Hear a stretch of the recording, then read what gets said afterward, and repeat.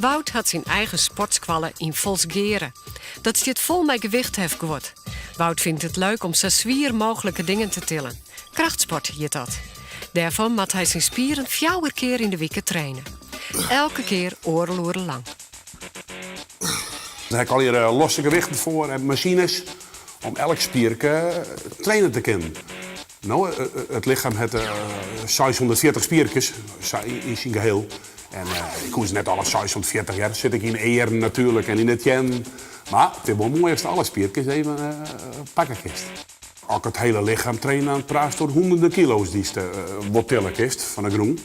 En zak hier ook alleen op de spierbal trainen, dan praat door 50, 60 kilo, wat al een mooi gewicht is om te pakken. En als dat maar vaker nog dorst, dan kweekst vanzelfs meer spieren. Dat is sterk genoeg om bijgelijks gruttehouten pjellen te gooien. Of zelfs ijzeren vetten.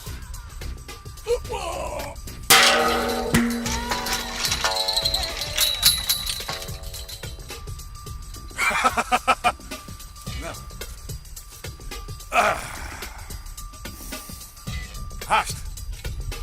Zullen we maar zitten. Als het om krachtsport dorst, is goed eten heel belangrijk. Wat eten jou nou dan? Oh, dat is best een heel soort. Samen een hele bal. Meer elkaar is 26 stukjes. Een soort jeppels, vlees, malken, een heel soort fruit. Aaien eet ik natuurlijk. En hoe vaak eten jou dan, Chris? Natuurlijk heb ik zoals iedereen de 3 maaltijden op een dag. Maar tussendoor eet ik een heel soort ballen en fruit. En, dus om het oren denk ik ook wel wat eet. Ja, hè? Ja. Dat maar trek al even uit. Zo, nou wordt er eten, hè? Maar steeds wachten, hè? Ik ben zo weer om. Foe.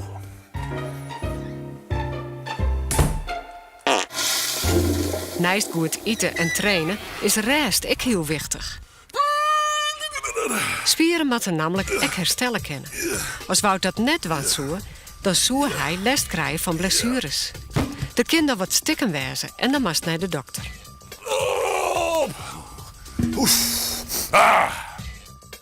Wout had heel grote spierballen. Om dat zo te houden, moet er eind zo lang mogelijk teruggaan met trainen. Maar is het eens wel goed voor het lichaam? Je krijgt net blessures door krachttraining, maar het voorkomt blessures. Omdat die lichaam sterker maakt, kist meer dwang in het dagelijks leven. En dat is eigenlijk het verhaal.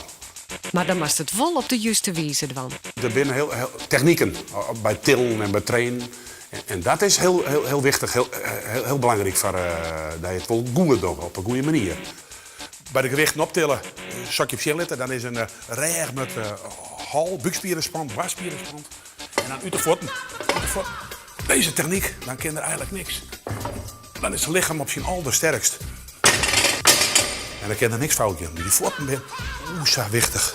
En de reg, de juiste positie, dan is het lichaam zo verschrikkelijk sterk. Wat zou er met Wout zijn spieren barren als hij nou ophouden zou met kracht trainen? Ik zie wel eens mensen die net meer trainen, ja, dan wordt het toch een beetje slapper. En, dat lijkt het me wel heel moeilijk. Dus ik blijf altijd wat trainen. Ja?